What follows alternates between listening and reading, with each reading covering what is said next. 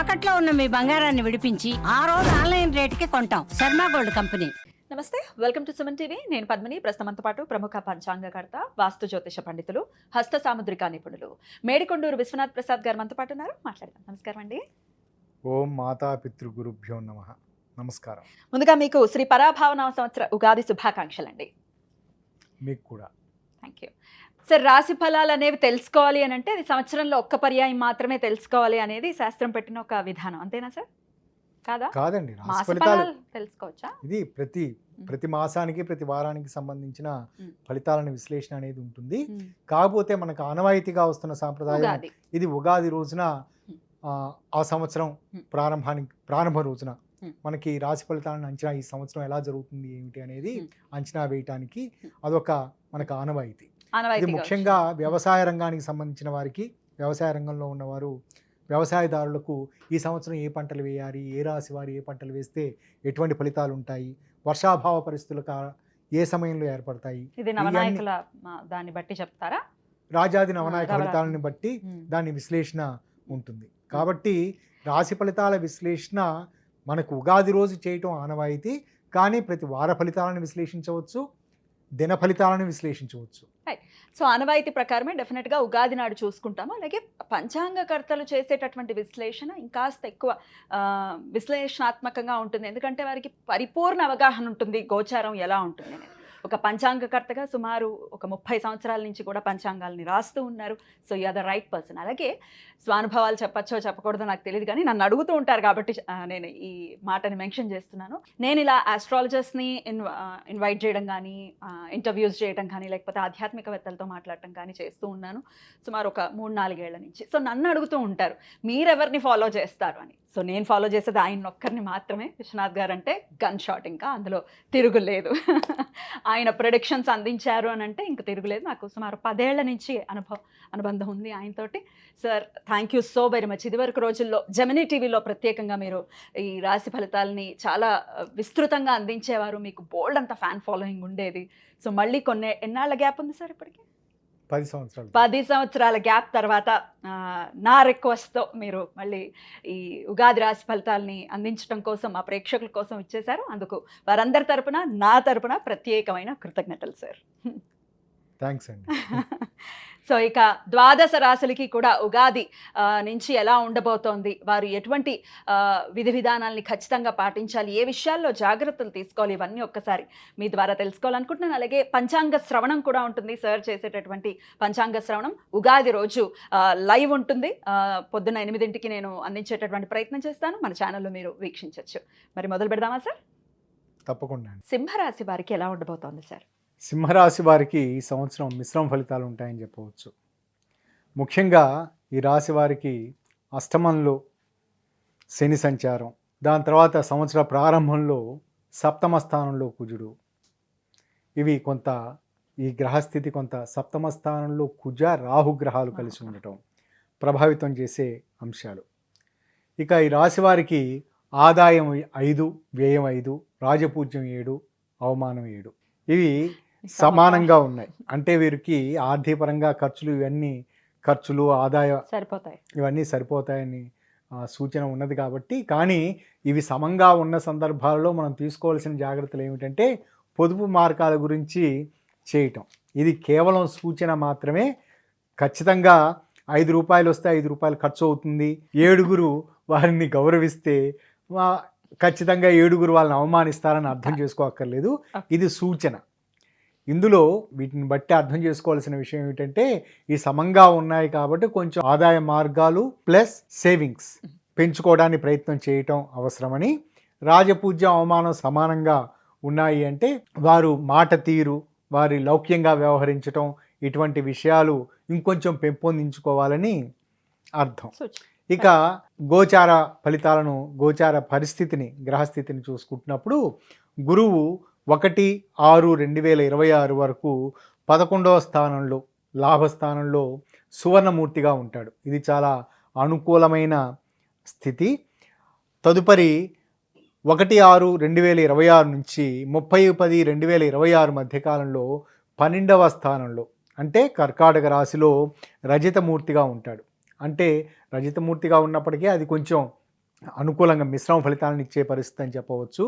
దాని తర్వాత 24/1/2027 వరకు లగ్నంలో అంటే సింహరాశిలోనే గురువు సువర్ణమూర్తిగాను, ఆ తదుపరి సంవత్సరం అంతా 12వ రాశిలో మరలా సువర్ణమూర్తిగా ఉంటాడు. కాబట్టి ఈ సంవత్సరం వీరికి పరిపూర్ణంగా గురుబలం ఉంటుంది అని చెప్పవచ్చు.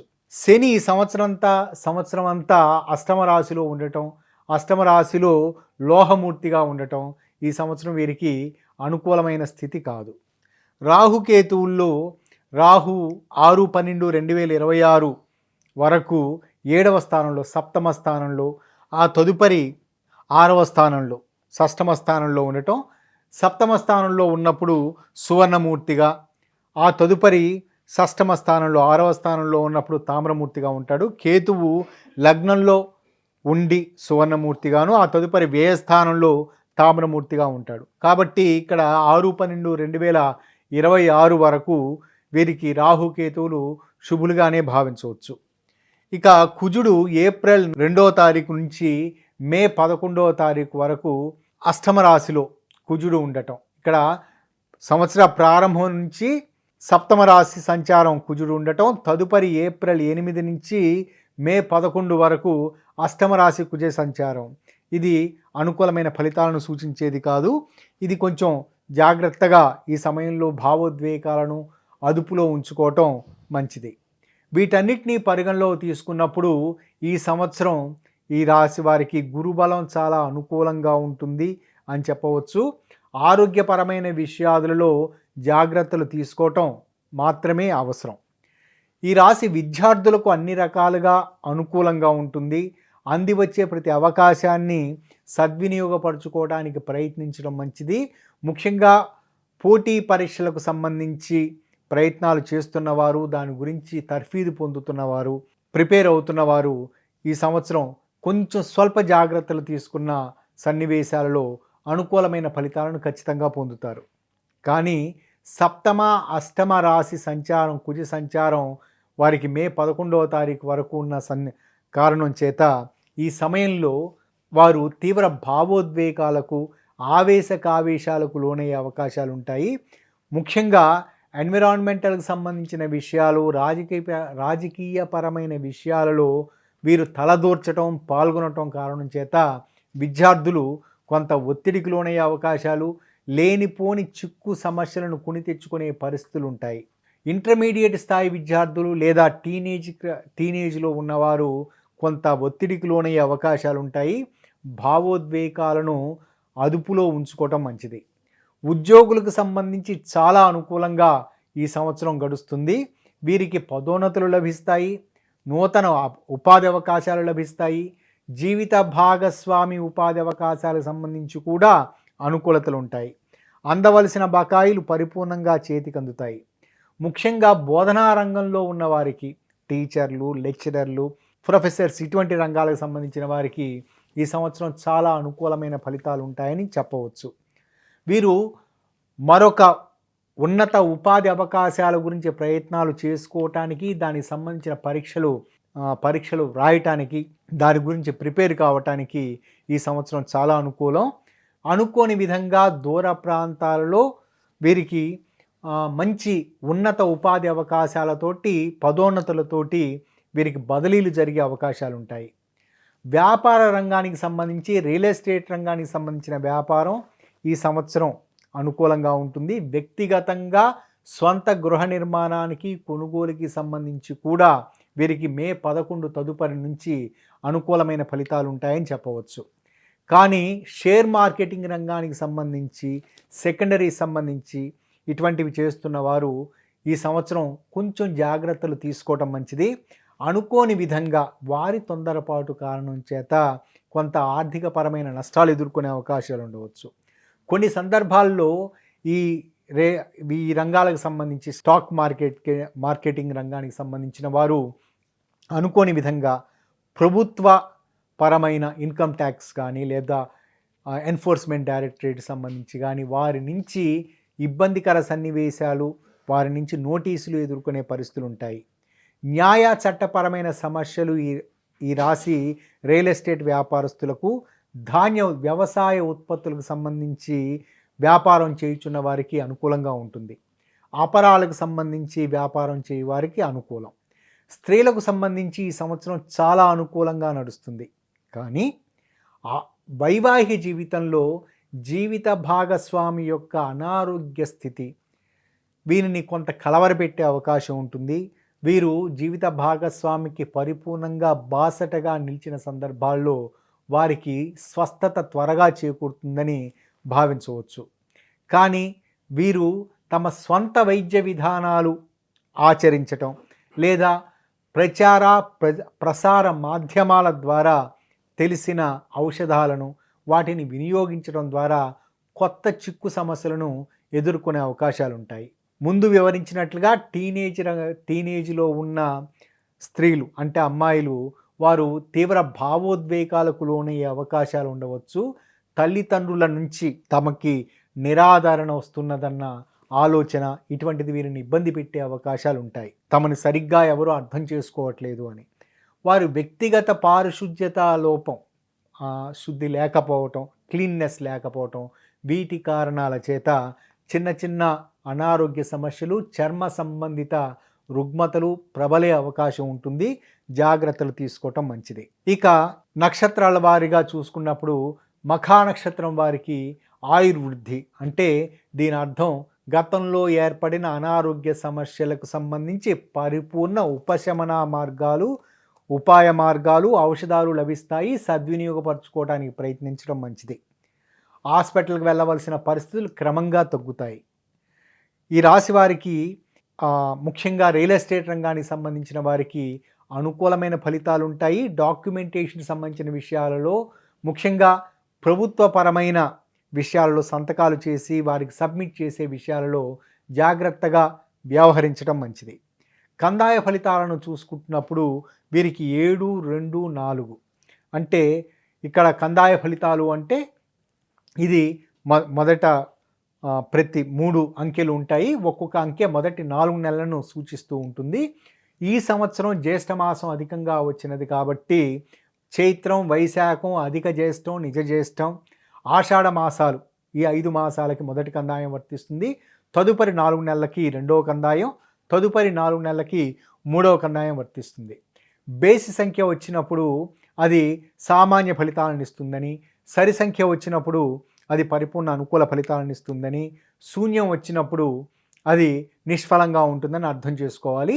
మొదటి కందాయం 7 కావటం చేత ఈ మొదటి 4 నెలల పాటు వీరికి కొంత మిశ్రమ ఫలితాలు మాత్రమే ఉంటాయి. ఆచి తూచి వ్యవహరించడం మంచిది. ఆర్థికపరమైన విషయాల్లోనూ వ్యక్తిగతపరమైన వారు వ్యాఖ్యానం విషయాల్లోనూ జాగ్రత్తగా ఉండటం మంచిది. కానీ తదుపరి వచ్చే 2 కందాయాలు 2, 4 ఉండటం, 2 సరి సంఖ్యలు ఉండటం వీటి కారణాల చేత ఈ సమయం వీరికి అనుకూలంగా ఉంటుంది, బాగుంటుందని చెప్పవచ్చు. ఇక పూర్వ ఫల్గుని నక్షత్రం, పుబ్బా నక్షత్రం వారికి ధనలాభం అంటే ఇక్కడ వీరికి సింప్లిఫైడ్గా, సింపుల్గా, ఈజీ మనీ లాంటి పరిస్థితులు అని భావించవలసిన అవసరం లేదు. కాబట్టి వారు అటువంటి లాటరీ టికెట్లు కొనటము లేకపోతే గ్యామ్లింగ్లో పాల్గొనటం లాంటిది చేయవద్దు. కానీ ధనలాభం అంటే వీరికి పూర్వార్జితాలు, పిత్రార్జితాలు చేతికి అందటం, ఎంతో కాలంగా వీరికి అందవలసిన ఆర్థికపరమైన బకాయిలు చేతికి అందే పరిస్థితి ఉండటం, ఇవి జరుగుతాయి. అంతేకాకుండా జీవిత భాగస్వామి యొక్క వృద్ధి, ముఖ్యంగా స్త్రీలకు సంబంధించి చూసుకున్నప్పుడు వారి జీవిత భాగస్వామి చాలా ఉన్నత ఉపాధి అవకాశాన్ని పొందటం కావచ్చు, లేదా మగవారికి సంబంధించి వారి భార్య వైపు నుంచి చాలా అనుకూల పరిస్థితులు ఉండటం కావచ్చు. ఇటువంటి పరిస్థితులు చోటు చేసుకుంటాయి. కానీ టీనేజ్లో ఉన్న వారికి తీవ్ర మానసిక ఒత్తిడి లేదా భావోద్వేగాలకు లోనయ్యే పరిస్థితులు ఈ పూర్వ ఫల్గుని నక్షత్రం వారికి చోటు చేసుకునే అవకాశాలు ఉంటాయి. వారు జాగ్రత్తగా వ్యవహరించడం మంచిది. వీరికి పరిపూర్ణమైన గురుబలం ఉన్నది కాబట్టి ఇబ్బందికర సన్నివేశాలను అధిగమించగలుగుతారు. కానీ వీరు తొందరపాటు మాటల కారణం చేత దగ్గర వ్యక్తుల నుంచి వ్యతిరేకతను ఎదుర్కొనే అవకాశాలు ఉంటాయి. కందాయ ఫలితాలను చూసుకుంటున్నప్పుడు వీరికి 2, 0, 1 ఇందులో మధ్య 0 వచ్చింది. ఇది అనుకూలమైన ఫలితం కాదు. శూన్య ఫలితం ఉన్న సందర్భాలను అంటే ఇక్కడ ముందు వివరించినట్లుగా మొదటి కందాయం మొదటి 4 నెలలను సూచిస్తుంది. అది సరి అంకె వచ్చింది. కాబట్టి ఆ సమయంలో వీరికి అనుకూలమైన ఫలితాలు ఉంటాయి. రెండవ కందాయం 0 అని వచ్చింది, శూన్య ఫలితాలు ఉంటాయి. తదుపరి కందాయం 1 అని వచ్చింది, బేసి అంకె వచ్చింది. కాబట్టి మొట్టమొదట వీరికి ప్రారంభంలో అనుకూలమైన పరిస్థితులు ఉన్నప్పటికీ ఆ తదుపరి కొంతకాలం ఇబ్బంది పడే పరిస్థితులు, అంటే ఆ తదుపరి 5, 6, 7, 8 నెలలు వీరికి ఇబ్బంది పడే పరిస్థితులు ఉంటాయి. మరలా వారు పుంజుకుంటారు అని అర్థం చేసుకోవచ్చు. కాబట్టి పెట్టుబడులు పెట్టే విషయంలో జాగ్రత్తలు పాటించడం అవసరం. తదుపరి ఉత్తర ఫల్గుని నక్షత్రం మొదటి పాదం, ఇది సింహరాశిలో ఉంటుంది. ఇది వీరికి కొంత మానసిక పరమైన ఒత్తిడి ఉండే అవకాశాలు ఉంటాయి. మానసిక పరమైన ఒత్తిడి అంటే వారు ప్రతి మనస్తాపం, అంటే వారి చర్యల ద్వారా, వారు వ్యవహరించే తీరు ద్వారా వారు తీవ్రమైన వ్యతిరేకతను ఎదుర్కోవటం, ఎదుటివారు తమని తక్కువ అంచనా వేస్తున్నారనో, తక్కువ చూపు చూస్తున్నారనే భావనతోటి వీరు వ్యవహరించే పరిస్థితులు, తద్వారా మనస్తాపానికి గురయ్యే పరిస్థితులు ఉంటాయి. సున్నితత్వానికి లోను కాకుండా వ్యవహరించడం మంచిది. కందాయ ఫలితాలను చూసుకుంటున్నప్పుడు వీరికి 5, 1, 3 ఇది వర్తిస్తుంది. 4 ఇక్కడ 5, 1, 3 ఇది ఈ 3 అంకెలు ఇవి బేసి అంకెలు కావటం చేత స్టూడియస్గా ఈ సంవత్సరం జరుగుతుంది, సామాన్యంగా జరుగుతుందని భావించవచ్చు. కేవలం ఆత్మన్యూన్యత భావం కారణం చేత మాత్రమే వీరికి ఇబ్బందులు ఎదురయ్యే అవకాశాలు ఉంటాయి. సింహరాశి వారు వీరికి సంబంధించి ముఖ్యంగా కుజునికి సంబంధించి సప్తమ, అష్టమ రాశి సంచారం చేయటం, కుజుడు రాహుతోటి కలిసి ఉండటం సంవత్సర ప్రారంభంలో, తదుపరి రెండవ పర్యాయం అష్టమంలో శని తోటి కుజుడు కలిసి ఉండటం, ఈ కారణాల చేత వీరికి ప్రాథమికంగా కుజునికి సంబంధించి శాంతి విధానాలు మొదటి నెల, అంటే మే 11వ తారీఖు అంతవరకు వీరు కుజునికి సంబంధించిన శాంతి విధానాలు ఆచరించుకోవటం చాలా అవసరం.